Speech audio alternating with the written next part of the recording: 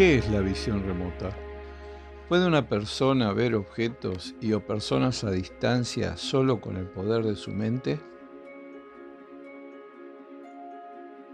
Hola, soy Jorge y te doy la bienvenida a Control-C, un espacio dedicado a la divulgación de temas relacionados con fenómenos paranormales, ovnis, arqueología prohibida, conspiraciones y espiritualidad, entre otros. Me atreveré a explorar senderos alternativos que cuestionen lo establecido.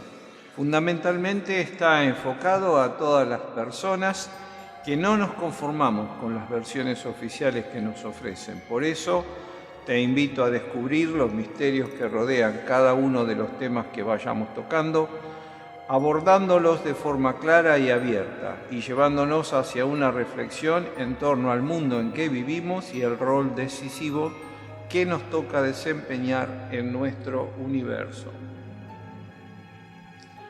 Visión remota es la capacidad psíquica de recibir información o impresiones de un evento, persona, objeto o lugar que se encuentra a gran distancia. Es considerada como una forma de percepción extrasensorial. El término se dio a conocer durante los años 70 por los físicos Harold Patoff y Rachel Targ, para psicólogos del SRI International, para separarlo de la clarividencia, aunque según Targ, el término fue sugerido por primera vez por Ingo Swann en diciembre de 1971 durante un experimento en la American Society for Physical Research en la ciudad de Nueva York. Hasta la fecha, no existe evidencia científica que apoye la existencia de la visión remota, por lo que es visto por la comunidad científica como una pseudociencia. Por lo general, se espera que un espectador remoto brinde información sobre un objeto, evento, persona o ubicación que está oculta a la vista física y separada a cierta distancia.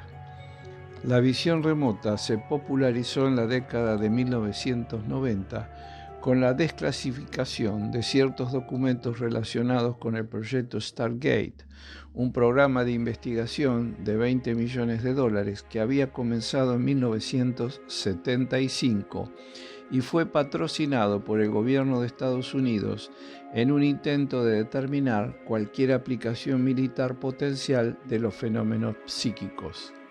En la antigüedad, a través de la literatura espiritualista y ocultista, la visión remota fue conocida como telestesia o clarividencia itinerante.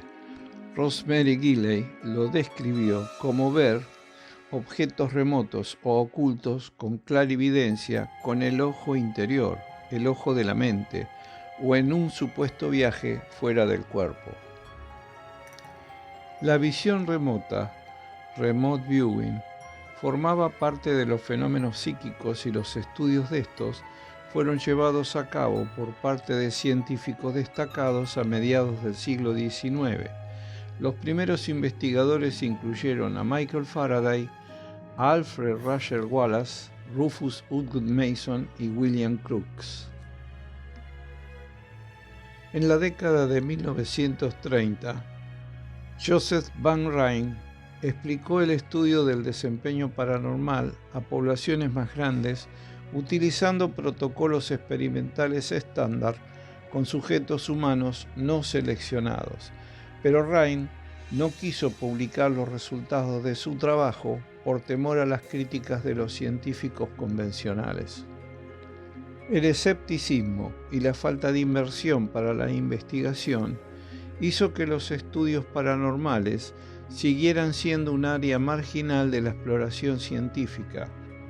Sin embargo, fue en los años 60 que, junto con el surgimiento de lo que se denominó el pensamiento de la nueva era y la popularidad del movimiento del potencial humano, provocaron un mini renacimiento que renovó el interés público en los estudios de la conciencia y los fenómenos psíquicos y paranormales, y esto ayudó a que el apoyo financiero estuviera más disponible para la investigación de dichos temas. Podemos agregar que fueron muchos los que realizaron estudios sobre este tema, principalmente a finales de la década de 1970, como es el caso del Laboratorio de Investigación de Anomalías de Ingeniería de Princeton, PEAR por sus siglas en inglés, el que llevó a cabo una extensa investigación sobre visualización remota y ya en 1989 había realizado 336 ensayos formales. Fue precisamente durante los años 70 que la administración del presidente Jimmy Carter usó videntes remotos para ubicar un avión espía ruso caído en África. Según lo que cuentan algunos de los viejos videntes remotos, los del programa Stargate, por ejemplo, decían cuán preciso, cuán importante y cuán relevante era la información que obtenían.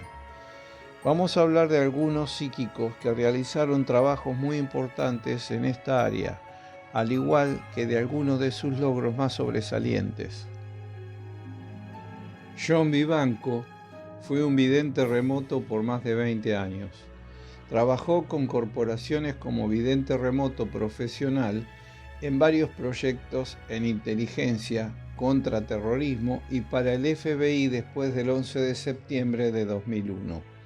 La visión remota, decía Vivanco, es como una multiherramienta del funcionamiento psíquico, porque usa todos los aspectos de la experiencia extrasensorial para obtener información sobre cosas, recordando que experiencia extrasensorial, por definición, es aquella en la que parece que la mente de una persona ha adquirido la información remota, es decir, sin la mediación de los sentidos humanos conocidos o procesos de inferencia lógica.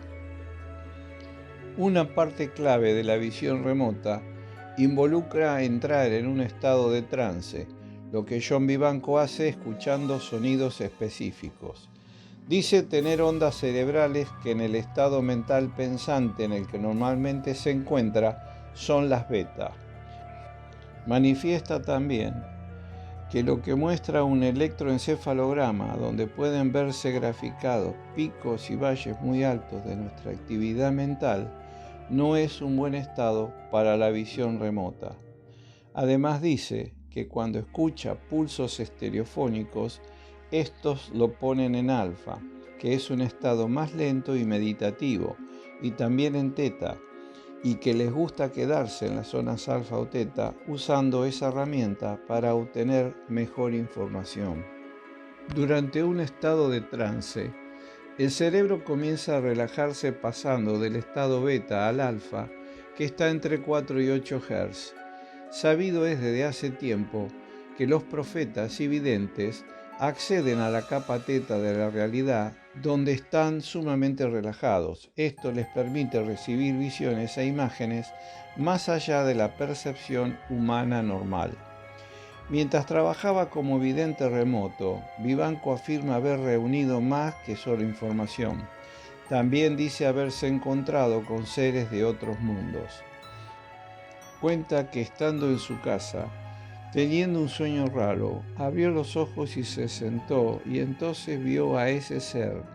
Dijo que estaba a unos 2 metros de él y que su cabeza tenía forma de balón de fútbol, los ojos grandes y negros, que tenía piernas largas y delgadas, y entonces él comenzó a retroceder asustado y sorprendido, y el ser se comunicó telepáticamente con él y le dijo que venían a ayudarlo. Y eso es lo que ellos también querían, que él los ayude. Vivanco no fue el único vidente remoto de su equipo en tener tal experiencia. También otros videntes comenzaron a experimentar lo mismo, y para todos fue un alivio el pensar que no estaban alucinando. Como vemos, no son solo los videntes remotos quienes han reportado comunicación telepática con seres de otros mundos. En la antigüedad, sacerdotes, profetas y videntes desarrollaron varios métodos para entrar en estados alterados de conciencia para comunicarse con sus dioses. Los ejemplos de mediunidad abundan en todas las culturas y han quedado registradas por todo el mundo. Es muy interesante la extensa cantidad de sustancias usadas en rituales en el mundo chamánico para entrar en trances, tales como los que menciona el libro El chamanismo y las drogas enteogénicas alucinatorias del mundo precolombino de Carlos M. Kirce Balma. En el mismo, el autor intenta abordar algunas de las teorías más modernas y prevalentes sobre el chamanismo. Se ha incluido tanto las teorías tradicionales como las modernas que parecen indicar las tendencias interpretativas de tipo neurofisiológico sobre los estados alterados y superiores de la conciencia. Se ha mencionado el uso prevalente y central de los diversos psicodélicos y plantas que contienen sustancias alterantes entre las diversas culturas precolombinas. A modo de ejemplo, en América se utilizaba el peyote, tanto por los aztecas, mayas y los indios pueblo, los descendientes actuales de los anasasis, en el Amazonas y la selva peruana la ayahuasca. Mencionaremos otros rituales llevados a cabo en otros lugares en el mundo antiguo. Por ejemplo, en Irlanda, los druidas, al igual que los chamanes celtas, golpeaban rítmicamente sus tambores y danzaban alrededor de grandes hogueras para entrar en trance mediúnico. La famosa pitonisa del oráculo de Delfos inhalaba un gas tóxico para entrar en un trance mediúnico. La danza chamánica tagana del pueblo Dogón, que sintetiza de manera peculiar su cosmogonía, y otras culturas. Por ejemplo, en la antigua China, según se puede encontrar en los registros históricos de los monjes taoístas, practicaban un ritual místico de danza llamado el paso de Yu, que es un trance mediúnico que permite al practicante salirse de los confines normales de tiempo y espacio y viajar a las estrellas para comunicarse con los seres divinos que las habitan, y allí interactuaban con varias deidades astrales, poderes o divinidades estelares para pedirles directamente consejo sobre eventos futuros. Vemos que la visión remota o capacidad de observar a través de actividades extrasensoriales, locaciones, objetos o personas que se encuentran a una distancia considerable pueden no conformar parte de la cultura mainstream de nuestra sociedad, pero ciertamente ha sido estudiada en laboratorios de diferentes agencias de inteligencias en el mundo.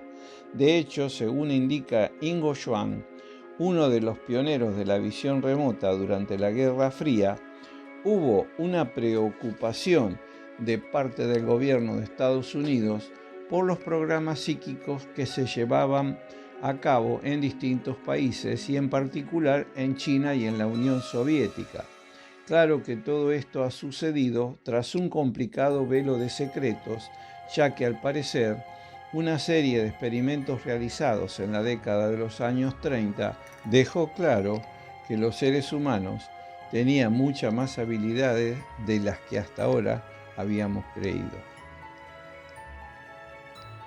Schwann, quien se autodenomina como un explorador de la conciencia, cobró cierta notoriedad entre los círculos interesados en el estudio y prueba de este tipo de habilidades paranormales después de haber conducido un experimento que implicaba utilizar su visión remota para estudiar el planeta Júpiter. Esto sucedió en 1973, cuando Schwann propuso a Rachel Targ y Harold Patoff aprovechar que la sonda Voyager visitaría el planeta en 1979, permitiéndoles verificar la información. Entre otras cosas, Schwann afirmó que Júpiter tenía anillos a su alrededor al igual que Saturno, lo cual era motivo de discusión científica en ese momento y quedó comprobado fehacientemente una vez que se